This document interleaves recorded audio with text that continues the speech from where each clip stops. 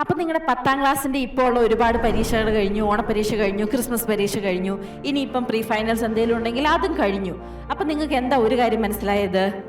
ഇങ്ങനെയൊക്കെ പഠിത്തം പോയാൽ ഞാനൊരു ടോപ്പർ ആകാൻ പോകുന്നില്ല അല്ലേ? അങ്ങനെയാണ് എന്നുണ്ടെങ്കിൽ അതിനെന്തായാലും കാരണങ്ങളുണ്ട്. എന്താണ് ആ ഏറ്റവും ഇമ്പോർട്ടൻ്റ് ആയിട്ടുള്ള 5 പോയിന്റ്സ് എന്ന് നോക്കാം. എന്ത് 5 കാര്യങ്ങളാണ് നിങ്ങളെ ഒരു ടോപ്പർ ആകുന്നതിൽ നിന്നും പിടിച്ചു നിർത്തുന്നത് എന്നാണ് നമ്മൾ ഈ വീഡിയോയിലൂടെ കാണാൻ പോകുന്നത്. അപ്പൊ നമുക്ക് നോക്കാം. What makes it impossible to become a topper? അതാണ് നമ്മൾ അറിയേണ്ടത്, അതാണ് ഇമ്പോർട്ടൻ്റ്. അപ്പം നമുക്ക് നോക്കാം എന്താണ് ആദ്യത്തെ പോയിന്റ്. ആദ്യത്തെ പോയിന്റ് എന്ന് പറയുന്നത് കോൺസെപ്ച്വൽ ഗ്യാപ്സ് ആണ്. എന്താണ് ഈ കോൺസെപ്ച്വൽ ഗ്യാപ്സ് എന്ന് പറയുമ്പോൾ നിങ്ങൾക്ക് സംശയമുണ്ടോ? കോൺസെപ്ച്വൽ ഗ്യാപ്സോ മാം എന്തേ പറയുന്നത്? അതായത് നമ്മൾ ഒരുപാട് ഡീപ്പായിട്ട് പഠിക്കുന്ന കാര്യങ്ങളില്ലേ, revise basics from text book. അപ്പം നമ്മൾ എന്താ ചെയ്യണ്ടേ? നമ്മൾ പരീക്ഷയ്ക്ക് കോൺസെപ്റ്റ് നമുക്ക് കിട്ടിയില്ലെങ്കിൽ എന്താണ് കോൺസെപ്റ്റ്? നമുക്ക് കോൺസെപ്റ്റ് എന്ന് പറയുന്നത് നമ്മൾ അറിഞ്ഞിരിക്കുന്ന കാര്യങ്ങൾ, തിയറി ആവട്ടെ, ഫോർമുലാസ് ആവട്ടെ, അല്ലെങ്കിൽ നമ്മൾ ബേസിക് ആയിട്ട് ഇംഗ്ലീഷ് പോലെയുള്ള സബ്ജക്റ്റ് ലാംഗ്വേജസിൽ പഠിച്ചതാവട്ടെ, അതിനെല്ലാം നമുക്ക് അതിൻ്റെ കാമ്പ് എന്താണെന്ന് നമ്മൾ അറിയണം. അപ്പോൾ അതിൻ്റെ കാമ്പ് എന്താണെന്ന് അറിയണമെങ്കിൽ വളരെ ഇമ്പോർട്ടൻ്റ് ആയിട്ടുള്ള കാര്യമാണ് നമ്മൾ ടെക്സ്റ്റ് ബുക്ക് ഒരുപാട് വായിക്കണം. ഏറ്റവും കുറഞ്ഞത് 3-4 തവണയെങ്കിലും നമ്മൾ ടെക്സ്റ്റ് ബുക്ക് വായിക്കണം.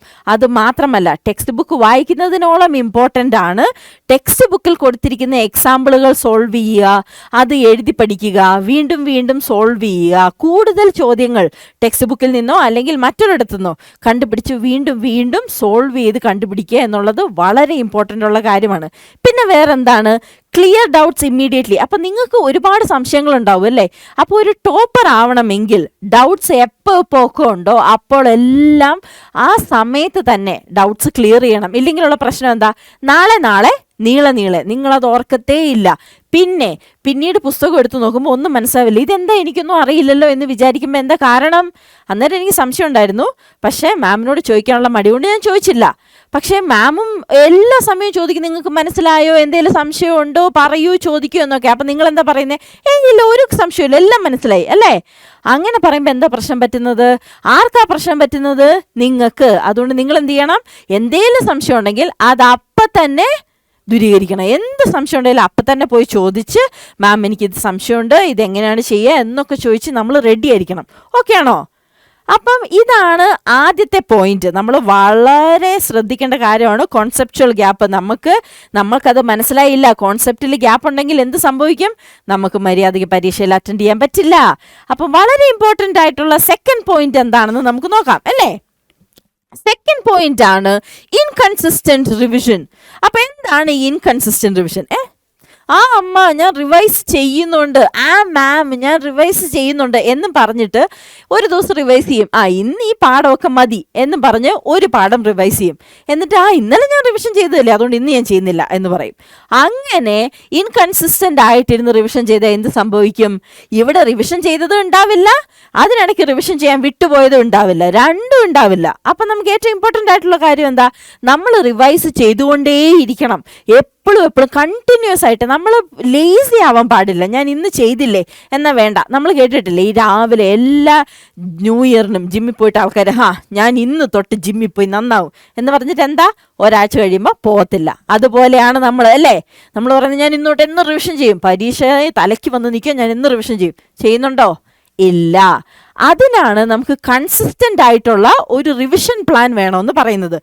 എന്താണ്, എങ്ങനെയാണ്, എപ്പോഴാണ് പഠിക്കേണ്ടത്, ഏതൊക്കെ സബ്ജക്റ്റിന് ഞാൻ എങ്ങനെയൊക്കെ സമയം ഡിവൈഡ് ചെയ്യണം എന്നുള്ളത് വളരെ ഇമ്പോർട്ടൻ്റ് ആണ്. അതൊക്കെ നമ്മൾ വളരെ മനസ്സിലാക്കാവുന്ന രീതിയിൽ ചെയ്ത് പഠിക്കണം. എന്നിട്ട് നമ്മൾ സമയം അതിനനുസരിച്ച് ഡിവൈഡ് ചെയ്ത് കൊടുത്ത് പഠിച്ചുകൊണ്ടിരുന്നാലേ നമുക്ക് നല്ല സ്കോർ മേടിച്ച് ടോപ്പറാകാൻ പറ്റത്തുള്ളൂ. നമുക്കെല്ലാവരെയും പ്രൗഡാക്കണ്ടേ? പപ്പയമ്മയും പറയണ്ടേ എൻ്റെ മോൻ ഒരു ടോപ്പറാണെന്ന് പറയണ്ടേ? അപ്പം അല്ലെങ്കിൽ എൻ്റെ മോളൊരു ടോപ്പറാണെന്ന് പറയണ്ടേ? അതിനെന്താ ചെയ്യണ്ടേ? ഞാൻ ഈ പറയുന്ന കാര്യങ്ങളെല്ലാം ഒന്ന് മനസ്സിൽ വെക്കണം. കേട്ടല്ലോ? അപ്പം നമുക്ക് അടുത്ത പ്രശ്നം എന്താണെന്ന് നോക്കാം. പോയിന്റ് 3.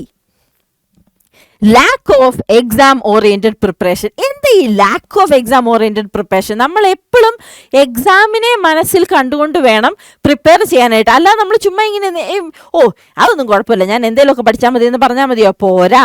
ഓരോ പാഠത്തിനും എത്രയാണ് വെയിറ്റേജ് കൊടുത്തിരിക്കുന്നത് നോക്കണം. എന്താണ് റിക്കറിംഗ് ആയിട്ടുള്ള ചോദ്യങ്ങളെന്ന് നോക്കണം. ഏത് പാഠത്തെയാണ് കാലങ്ങളായിട്ട് ചോദ്യപേപ്പറുകളിൽ കൂടുതൽ ഫോക്കസ് ചെയ്യുന്നത് നോക്കണം. അപ്പോൾ എന്താ സംഭവിക്കുക? നമുക്ക് അതിൽ കൂടുതൽ ഫോക്കസ് ചെയ്യാനും അതിനെപ്പറ്റി കൂടുതൽ ഇമ്പോർട്ടൻറ്റ് ഇൻഫർമേഷൻസ് കിട്ടാനുമായിട്ട് സാധിക്കും. അപ്പോൾ അതിൽ നമ്മൾ കണ്ണിങ് ആയിട്ട് പെരുമാറണം. പിന്നെന്താ? എക്സാം പാറ്റേൺ, മാർക്കിംഗ് സ്കീം ഒക്കെ എന്താണെന്ന് നോക്കണം. ഏത് പാറ്റേൺ ആണ്? എത്ര 5 മാർക്കേഴ്സ് ഉണ്ട്, എത്ര 1 മാർക്കേഴ്സ് ഉണ്ട്, എത്ര 2 മാർക്കേഴ്സ് ഉണ്ട്, എത്ര 6 മാർക്കേഴ്സ് ഉണ്ട്, എത്ര 3 മാർക്കേഴ്സ് ഉണ്ട്. ഇതൊക്കെ വളരെ ഇമ്പോർട്ടൻ്റാണ്. ഇതൊക്കെ എത്രയുള്ള എങ്ങനെയുള്ളതെന്നൊന്നും അറിയാതെ നമ്മൾ അവിടെ പോയിരുന്നു കഴിഞ്ഞാൽ ഒരു രക്ഷയില്ല. കാരണം എന്താ? 1 മാർക്കേഴ്സ് എന്ന് പറയുന്നത് കൂടുതലും ഭയങ്കര ടെക്സ്ച്വൽ ആയിരിക്കും. ഇപ്പോൾ ലാംഗ്വേജിൻ്റെ കാര്യത്തിലാണെങ്കിൽ ഭയങ്കര ടെക്സ്ച്വൽ ആയിരിക്കും. പക്ഷേ അതേ കാര്യത്തിൽ തന്നെ അത് കെമിസ്ട്രിയോ ഫിസിക്സോ മാത്തോ ആണെങ്കിൽ അത് ഡിഫറെൻ്റ് ആയിരിക്കും. എല്ലാത്തിനും നമ്മുടെ ഇമ്പോർട്ടൻസ്, നമ്മുടെ ഫോക്കസ് കൊടുത്തില്ലെങ്കിൽ എന്ത് പറ്റും? നമുക്ക് മാർക്സ് പോകും. ഇപ്പം 1 മാർക്കേഴ്സ് ആണ് വളരെ ഡിഫിക്കൾട്ട് സ്കോർ ചെയ്യാനുള്ളത്. എന്നിരുന്നാലും നമ്മളുടെ പ്രശ്നം എന്താ? നമ്മൾ ഡീറ്റെയിൽ ആയിട്ട് പഠിക്കുന്നില്ല. 1 മാർക്കിൻ്റെ ചോദ്യമല്ലേ, അതെങ്ങനെയാലും ഇങ്ങി പിങ്കി പോങ്കിയൊക്കെ കളിച്ച് ഞാനങ്ങ് കിട്ടും എന്നങ്ങ് വിചാരിക്കും. അങ്ങനെ വിചാരിക്കാൻ പാടില്ല. 1 മാർക്ക് എന്ന് പറയുന്നത് നമ്മൾ ഭയങ്കര ഡീറ്റെയിൽ ആയിട്ട് പഠിച്ചാൽ മാത്രമേ 1 മാർക്കിനുള്ളത് നമുക്ക് സ്കോർ ചെയ്യാൻ പറ്റത്തുള്ളൂ. അപ്പം അത് വളരെ ഇമ്പോർട്ടൻ്റ് ആണ്. നമ്മൾ മാർക്കിംഗ് സ്കീംസ് അറിഞ്ഞിരിക്കണം, പാറ്റേൺ അറിഞ്ഞിരിക്കണം, എന്ത് വെയിറ്റേജ് ആണ് ഓരോ ചാപ്റ്ററിനും കൊടുത്തിരിക്കുന്നത് എന്ന് നമ്മൾ അറിഞ്ഞിരിക്കണം. വേണ്ടേ? പിന്നെന്താ?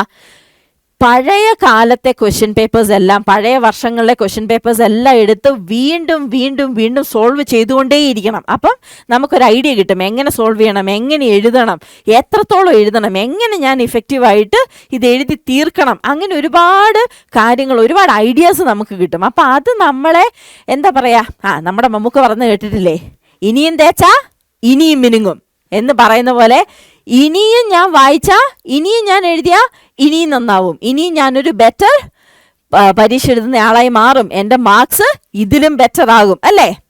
അപ്പം നമ്മൾ അടുത്ത എന്താണെന്ന് നോക്കാം. Poor time management.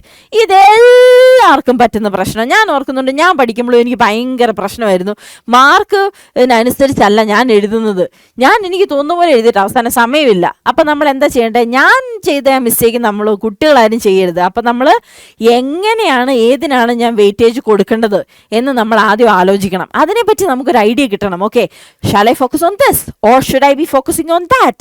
Which one should I give the preference to എന്നുള്ള ഐഡിയ നമുക്കുണ്ടായിരിക്കണം. അപ്പം ഡിഫിക്കൾട്ട് ആയിട്ടുള്ള ക്വസ്റ്റ്യൻസ് തോന്നുവാണെങ്കിൽ നമ്മളത് പിന്നേക്ക് വെക്കണം. എന്നിട്ട് ഈസി ആയിട്ടുള്ളതെല്ലാം ചെയ്തതിന് ശേഷം വീണ്ടും ഡിഫിക്കൾട്ട് ആയിട്ടുള്ളതിലേക്ക് തിരിച്ചു വരണം. അതിന് വേണ്ടിയാണ് നമ്മൾ ടൈം മാനേജ്മെൻറ്റ് നടത്തേണ്ടത്. ഏത് വെയിറ്റേജ് നമ്മൾ ഏത് ചാപ്റ്ററിന് എപ്പോൾ കൊടുക്കണമെന്ന് നമ്മൾ തീരുമാനിക്കണം. അത് നമ്മൾ പ്രാക്ടീസ് ചെയ്തുകൊണ്ടേയിരിക്കണം. നമ്മൾ ഓരോ ചോദ്യപേപ്പർ എടുക്കുക, എന്നിട്ട് അത് ഇന്ന സമയത്തിനുള്ളിൽ 3 മണിക്കൂർ പരീക്ഷയാണെങ്കിൽ 3 മണിക്കൂറിനുള്ളിൽ ആ ചോദ്യപേപ്പർ ഏറ്റവും ഇഫക്റ്റീവായിട്ട് എങ്ങനെ എഴുതി തീർക്കാം എന്ന് നമ്മൾ പഠിക്കണം. എന്നിട്ട് make sure that you finish it in those 3 hours. ഏത് ടെൻഷൻ ഇല്ലാതെ, വറീസ് ഇല്ലാതെ, ഇങ്ങനെ അയ്യോ അയ്യോ അയ്യോ അയ്യോ സമയം പോയി എന്ന് പേടിക്കാതെ നല്ല സുഖമായിട്ട് ചെയ്തു തീർക്കാൻ നമുക്ക് പറ്റണം. ആ പരീക്ഷയിലുള്ള 3 മണിക്കൂർ അതിന് വേണ്ടി നമ്മൾ പ്രാക്ടീസ് ചെയ്തുകൊണ്ടേയിരിക്കണം. റിഗറസ് ആയി നമ്മൾ വീണ്ടും വീണ്ടും over and over again practice ചെയ്ത് കൊണ്ടേയിരിക്കണം. That is very very important. വേറെ എന്താ ഇനി നമ്മൾ നോക്കേണ്ടത്? Weak presentation skills. അപ്പോൾ പ്രസൻറ്റേഷൻ സ്കിൽസോ എന്താണ് ഈ മാം വീക്ക് പ്രസൻറ്റേഷൻ സ്കിൽസ് എന്ന് പറയുന്നത്? അതായത് നമ്മൾ ഒരു പേപ്പർ നോക്കുമ്പോൾ അതിനകത്ത് മൊത്തം വെട്ടും കുത്തും തെറ്റും, എന്നിട്ട് കുറേ അവിടെ ഇവിടെയൊക്കെ വാരി വലിച്ചെഴുതി വെച്ചാൽ എന്ത് വിചാരിക്കും ടീച്ചർമാർ? ഈ കുഞ്ഞിനൊന്നും അറിഞ്ഞൂടാ, ഇത് വെറുതെ എവിടെയൊക്കെയോ എഴുതി എന്തൊക്കെയോ പേരിന് നിറച്ച് വെച്ചിരിക്കുകയാണെന്ന് വിചാരിക്കും. വായിച്ചാലും ഉത്തരങ്ങളുണ്ടെങ്കിലും ആ ഇംപ്രഷൻ മനസ്സിൽ നിൽക്കും. ഈ കയ്യക്ഷരം കണ്ടോ, ഈ പേപ്പർ കാണിച്ചു വെച്ചിരിക്കുന്ന കണ്ടോ, മൊത്തം വെട്ടിക്കുത്തി വരച്ച് വെച്ചിരിക്കുന്ന കണ്ടോ, അത് മോശമല്ലേ എന്നൊക്കെ ആര് പറയും? നമ്മുടെ ടീച്ചേഴ്സ് മനസ്സിൽ വിചാരിക്കും. അതിലും നല്ലതെന്താ? നമ്മളപ്പം വളരെ കെയർഫുൾ ആയിരിക്കണം. നമ്മൾ ഹാൻഡ് റൈറ്റിംഗ് ഇമ്പ്രൂവ് ചെയ്യാൻ ശ്രമിക്കണം. പ്രോപ്പർ പങ്ക്ച്വേഷൻസ് യൂസ് ചെയ്യാൻ പഠിക്കണം. അപ്പോൾ നമ്മളിപ്പോൾ ഒരു ഫോർമുല യൂസ് ചെയ്ത് ഒരു കാര്യം സോൾവ് ചെയ്യാണ്. അപ്പോൾ എന്ത് ചെയ്യണം? അണ്ടർലൈൻ ചെയ്യേണ്ടടുത്ത് അണ്ടർലൈൻ ചെയ്യണം. എവിടെയൊക്കെ മാർക്ക് ചെയ്യണോ, എവിടെയൊക്കെ വര വരയ്ക്കണോ, അവിടെയൊക്കെ വര വരച്ച് നമ്മൾ ഫോക്കസ് കൂടുതൽ ആ ആൻസേഴ്സിലേക്ക് പോകണം. ഇപ്പം വേറൊരു എക്സാമ്പിൾ പറയാം. നിങ്ങളൊരു ഉത്തരം എഴുതി, അതൊരു ഡിസ്ക്രിപ്റ്റീവ് ഉത്തരവാണ്, ഒരു തിയറം എക്സ്പ്ലെയിൻ ചെയ്യുക എന്നും പറഞ്ഞുള്ള ചോദ്യമാണ്. അപ്പം നിങ്ങൾ എങ്ങനെയാണ് ആ തിയറം എക്സ്പ്ലെയിൻ ചെയ്യുക? നിങ്ങൾ അങ്ങ് എക്സ്പ്ലെയിൻ ചെയ്ത് എഴുതും അല്ലേ? എഴുതിയിട്ട് എന്താ ചെയ്യുക? അപ്പം നിങ്ങൾ അണ്ടർലൈൻ ചെയ്യണം. ഇമ്പോർട്ടൻ്റ് ആയിട്ടുള്ള ഫ്രേസസ് അണ്ടർലൈൻ ചെയ്ത് കൊടുക്കണം. അപ്പം ടീച്ചർ പേപ്പർ എടുത്ത് നോക്കുമ്പോൾ ആദ്യം കാണുന്നത് ഈ അണ്ടർലൈൻ ചെയ്ത ഭാഗങ്ങളാണ് അല്ലേ? അപ്പോൾ അവർക്ക് മനസ്സിലാവും, ഓക്കെ ഈ കുട്ടി പഠിച്ചിട്ടുണ്ട്, കണ്ടോ എന്ത് നന്നായിട്ട് എഴുതിയേക്കുന്നത്, കണ്ടോ എന്ത് നന്നായിട്ട് അതിനൊക്കെ അടിവര വെച്ച് വെച്ചേക്കുന്നത് എന്ന് ടീച്ചർ വിചാരിക്കില്ലേ? പിന്നെ വേറൊരു കാര്യം എന്താ? വേറൊരു വളരെ ഇമ്പോർട്ടൻ്റ് ആയിട്ടുള്ള കാര്യം എന്താ? ആൻസേഴ്സ് എഴുതുമ്പം അത് പോയിന്റ്സ് ആയിട്ടും ഹെഡിങ്സ് ആയിട്ടും സബ് ഹെഡിങ്സ് ആയിട്ടും എഴുതാൻ ശ്രമിക്കുക. എന്തിൻ്റെ കാര്യത്തിൽ? സയൻസ് വിഷയങ്ങളുടെ കാര്യത്തിൽ. പക്ഷേ ഭാഷകളുടെ കാര്യത്തിൽ, മലയാളം, ഇംഗ്ലീഷ്, ഹിന്ദി മുതലായ ഭാഷകളുടെ കാര്യത്തിൽ നമ്മൾ ചിന്തിക്കേണ്ട കാര്യമുണ്ട്. പോയിന്റ് ആയിട്ട് ഡിസ്ക്രിപ്റ്റീവ് ആൻസേഴ്സ് എഴുതരുത്. 5 മാർക്കിൻ്റെ ലോങ് ആൻസേഴ്സ് ഉണ്ടോ, 6 മാർക്കിൻ്റെ ലോങ് ആൻസേഴ്സ് ഉണ്ടോ, അതൊന്നും നമ്മൾ പോയിന്റ് ആയിട്ട് എഴുതി വെക്കരുത്. നമ്മളൊരു ഭാഷയെ കൈകാര്യം ചെയ്യുമ്പോൾ make sure that you do it in descriptive form. നമ്മളൊരു പാരഗ്രാഫ് ഫോമാറ്റ് തന്നെ എഴുതുക. അപ്പം കീ ഫ്രേസസ് ഉപയോഗിക്കാൻ ശ്രമിക്കണം. ഇപ്പം കീ ഫ്രേസസ് ആണെങ്കിൽ നമ്മൾ പറയാണ്, ആനിമൽ കിങ്ഡത്തെ ഞാൻ 2ആയിട്ട് ഡിവൈഡ് ചെയ്യുകയാണ്, വെർട്ടിബ്രേറ്റ്സും ഇൻവെർട്ടിബ്രേറ്റ്സ് എന്നും. അപ്പം നിങ്ങൾ എങ്ങനെ എഴുതുക? ആനിമൽ കിങ്ഡത്തെ വെർട്ടിബ്രേറ്റ്സും ഇൻവെർട്ടിബ്രേറ്റ്സും എന്നിങ്ങനെ 2ആയി തിരിക്കാം എന്ന് നിങ്ങൾ എഴുതി. പക്ഷേ ആ എഴുതിയത് ഒരു 2 ലൈൻ കഴിഞ്ഞാണ് നിങ്ങൾ എന്ത് ചെയ്യണം? വെർട്ടിബ്രേറ്റ്സും ഇൻവെർട്ടിബ്രേറ്റ്സും എന്നുള്ളതിന് അടിവരയിടണം. അപ്പോൾ ടീച്ചർ ആദ്യം കാണുന്നത് എന്താ? Vertebrates invertebrates. അത് വളരെ ഇമ്പോർട്ടൻ്റ് അല്ലേ? അതുപോലെ ഹെഡിങ്സും സബ് ഹെഡിങ്സും ആയിട്ട് എഴുതണം. അതൊക്കെ വളരെ ഇമ്പോർട്ടൻ്റ് ആണ്. കാരണം അത് അന്നേരം ടീച്ചറിൻ്റെ അറ്റൻഷൻ ക്യാച്ച് ചെയ്യും, ഗ്രാബ് ചെയ്യും. അതാണ് നമുക്ക് ആവശ്യം അല്ലേ? In turn teachers will think, oh നോക്കി കൊച്ചു നന്നായി പഠിച്ചിട്ടുണ്ട്, കണ്ടോ എന്ത് നന്നായിട്ട് എഴുതിയിരിക്കുന്നത്, നല്ല പ്രസൻറ്റേഷൻ. അപ്പം that is one of the most important thing. We have to have better and very good presentation skills. അപ്പോൾ ഇതോടെ നമ്മുടെ ഇത് കഴിഞ്ഞിരിക്കുകയാണ്. എങ്ങനെ ഒരു ബെറ്റർ പ്രസൻറ്റേഷൻ സ്കിൽസ് ഉണ്ടാക്കാം, എങ്ങനെ നമ്മൾക്ക് നന്നായിട്ടൊരു പരീക്ഷ എഴുതാം, എങ്ങനെ നമ്മൾക്ക് ഈ കാര്യങ്ങളിൽ നിന്ന് മാറി നിൽക്കാം. 5 കാര്യങ്ങളാണ് ഞാൻ പറഞ്ഞത് അല്ലേ? ഈ 5 കാര്യങ്ങളിൽ നിന്ന് മാറി നിന്ന് എങ്ങനെ നല്ലൊരു പരീക്ഷ എഴുതി ഒരു ടോപ്പർ ആവാം എന്നാണ് നമ്മൾ ഇന്നിവിടെ പഠിക്കുന്നത്.